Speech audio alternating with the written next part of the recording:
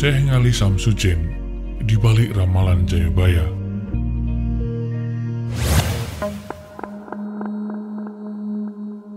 Ramalan Jayabaya menjadi topik hangat. Indonesia atau wilayah Nusantara akan terbagi dalam 3 periode zaman, yaitu zaman Kala Wisesa, masa permulaan, kemudian zaman Kolobendu, masa kekacauan, dan ketiga adalah zaman Kala Suba, zaman keemasan, dengan pemulihan dan pencerahan. Hampir sama dengan era Indonesia emas. Zaman Kolobendu ditampilkan dengan berbagai kekacauan yang terjadi di seluruh elemen masyarakat. Digambarkan pula bahwa tata pemerintahan dan pembangunan seperti hukum, ekonomi, dan budaya terjadi ketidakteraturan, kacau balau. Dalam ramalan wilayah ini juga disebutkan akan dipimpin oleh 7 jenis atau karakter pemimpin: Satrio Kinunjoro Murwo Kuncoro, Satrio Mukti Wibowo Kesandung Kesampar, Satrio Jinumput Sumelo Atur, Satrio Lelono Topo Ngrami, Satrio Piningit Hamung Tuwo, Satrio Boyong Pambukaning Gapuro, Satrio Pinandito Sinisian Wahyu. Nama besar Jayabaya masyhur di kalangan masyarakat Jawa. Namanya muncul dalam kesusastraan Jawa Mataram Islam atau sesudahnya sebagai Prabu Jayabaya, antara lain dalam Serat Jayabaya Musarrar dan Serat Pranitiwakyo.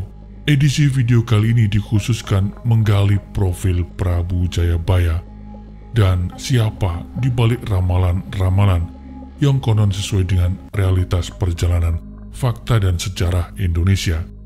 Ketajaman, ketepatan ramalan Jayabaya disebabkan gurunya yang linui, yakni Syekh Ngali Samsudin. Siapa sosok ini sebenarnya? Temukan jawabannya setelah yang berikut ini.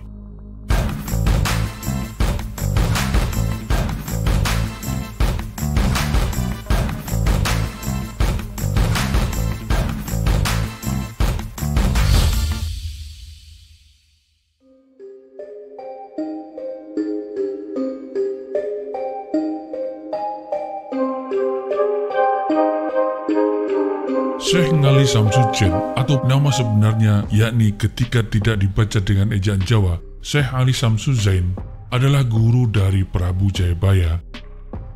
Dikisahkan dalam Serat Jayabaya Musarrar, pada suatu hari Jayabaya berguru pada seorang ulama, Maulana Ngali Samsudin.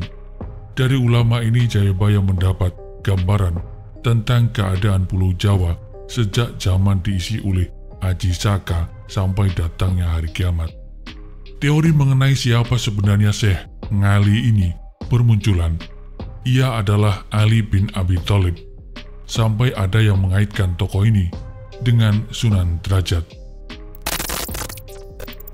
Mungkinkah Syekh Ali Samsudin adalah sahabat Ali bin Abi Thalib? Entah dari mana spekulasi ini muncul, tapi diyakini kebenarannya. Dan benarkah Syekh Ali Samsudin adalah Sunan Derajat, atau mungkin ada sosok lain? Pertama kita perhatikan timeline sejarah berikut ini. Ali bin Abi Thalib diperkirakan lahir 13 Rajab, 23 tahun sebelum Hijriah. Adalah khalifah keempat yang terhimpun dalam Khulafaur Rasyidin, Abu Bakar, Umar bin Khattab, Utsman bin Affan, dan Ali bin Abi Thalib. Beliau wafat pada 21 Ramadan 40 Hijriah atau 661 Masehi. Catat, 661 Masehi. Pada tahun ini diperkirakan Tanah Jawa adalah era penghujung pemerintahan Tarumanegara di belahan barat, atau di timur mungkin ada Kerajaan Kalingga, dan menjelang berdirinya Kerajaan Medang. Medang era Sanjaya 732 sampai Rakai Gurun Wangi 887 Masehi berpusat di Jawa Tengah. Kemudian pemerintahannya bergeser ke Jawa bagian timur, era Pusindo. Bagaimana dengan Jayabaya? Prabu Jayabaya adalah Raja Kediri, beribu kota di Daha, merupakan periode lanjutan dari Medang, kemudian Kahuripan, Raja Erlangga. Kita pernah mengulas ini dalam beberapa video sebelumnya. Salah satunya ketika membahas tentang Dewi Kile Suci yang legendanya beririsan dengan bukti sejarah berupa prasasti. Kedi sendiri konon berarti mandul, identik dengan legenda Dewi Kile Suci, putri Raja Erlangga, Sanggrama Wijaya Tunggadewi. Raja Erlangga membagi kerajaannya menjadi dua untuk putranya, yakni Kerajaan Panjalu dan Kerajaan Cenggala. Pubarada ditugasi menetapkan perbatasan antara bagian barat dan timur. Peristiwa pembelahan ini tercatat dalam berbagai sumber semisal Negara Kertagama sampai Prasasti Wurare dan Turun Hyang II. Maka berdirilah kerajaan barat di wilayah Panjalu yang berpusat di Daha diberikan kepada Sri Samarawijaya. Sedangkan kerajaan timur di wilayah Cenggala berpusat di ibu kota lama yaitu Kahuripan diberikan kepada Mapanji Kerasakan. Dari Panjalu inilah yang kelak kemudian menurunkan Raja Jayabaya dan menyatukan kembali dua kerajaan, Panjalu dan Cenggala. Pada Prasasti Hantang yang diterbitkan tahun 1135, terdapat kalimat semboyan Panjalu Jayati yang artinya adalah Kediri menang. Nah, itulah Jayabaya. Kembali ke pertanyaan, mungkinkah Jayabaya berguru kepada sosok yang rentang waktu zamannya berbeda 5 abad? Tentu jawabannya adalah bisa saja.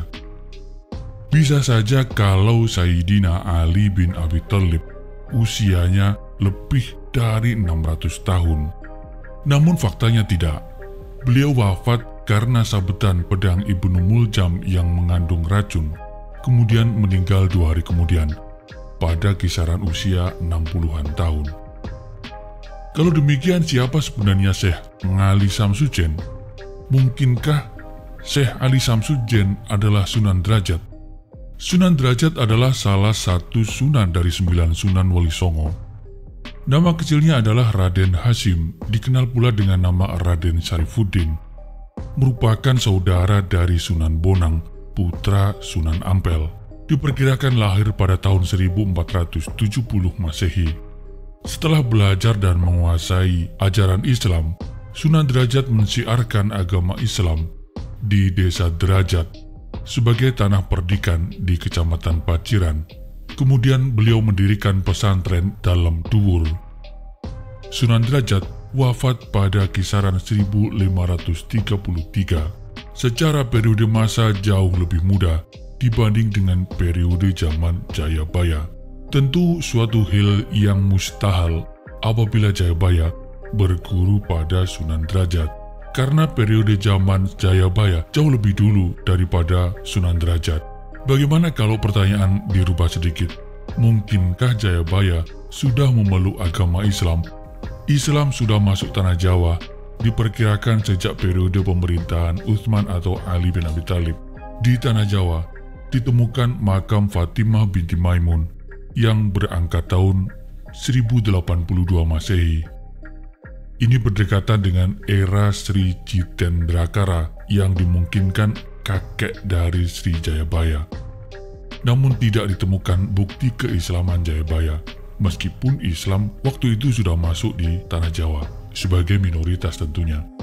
Sebaliknya berdasarkan peninggalan Jayabaya sama dengan raja-raja sebelumnya, yakni pengikut Siwa. Lalu bagaimana Mr. Gedigu menyingkapi kemuskilan ini? Sejarah yang disusun berdasarkan temuan prasasti sebagai bukti primer merubah narasi sejarah yang sebelumnya telah mapan, dianggap sebagai satu kebenaran tunggal di masyarakat. Namun begitu klaim kebenaran tunggal juga tidak bisa disematkan pada prasasti beserta tafsir sejarahnya. Dalam hal ini Mr. Gedigu memilih biarkan saja semuanya berjalan sesuai alur masing-masing. Jangan dicampur adukkan. Nama besar Jayabaya yang masyhur di kalangan masyarakat adalah titisan Wisnu. Negaranya bernama Widarba yang beribu kota di Mamenang. Ayahnya bernama Gendrayana, putra Yudayana, putra Parikesit, putra Abimanyu, putra Arjuna dari keluarga Pandawa. Pada suatu hari Jayabaya berguru pada seorang ulama bernama Maulana Ngali Samsudin. Dari ulama tersebut, Jayabaya mendapatkan gambaran tentang keadaan Pulau Jawa sejak zaman diisi oleh Aji Saka sampai datangnya hari kiamat.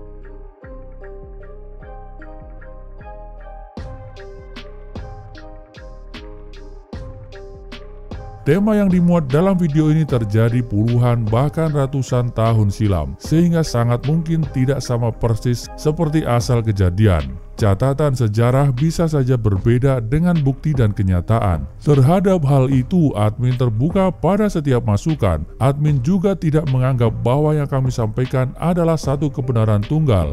Admin menerima setiap kemungkinan dan masukan. Terhadap figur dan tokoh yang diceritakan, admin berlepas pandang dalam menilai, menghakimi maupun menghukumi. Kami memegang kaidah, wa ma jara baina sahabi naskutu. Seluruh yang terjadi antara para sahabat sengaja kami perluas artinya jadi sejarah secara umum. Kami diam, tidak ikut campur, tidak membahas. Di mata admin, masa lampau dan seluruh dinamika di dalamnya adalah hikmah. Terima kasih. Salam hangat. Assalamualaikum warahmatullahi wabarakatuh.